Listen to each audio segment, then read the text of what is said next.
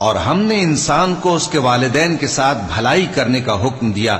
اس کی ماں نے اس کو تکلیف سے پیٹ میں رکھا اور تکلیف ہی سے جنا، اور اس کا پیٹ میں رہنا اور دودھ چھڑانا 2.5 برس میں ہوتا ہے، یہاں تک کہ جب وہ پختہ عمر کو پہنچ جاتا ہے اور 40 برس کا ہو جاتا ہے تو کہتا ہے کہ اے میرے پروردگار، مجھے توفیق دے کہ تو نے جو احسان مجھ پر اور میرے ماں باپ پر کیے ہیں ان کا شکر گزار بنوں، اور یہ کہ نیک عمل کروں جن کو تو پسند کرے، اور میرے لیے میری اولاد کو نیک بنا دے.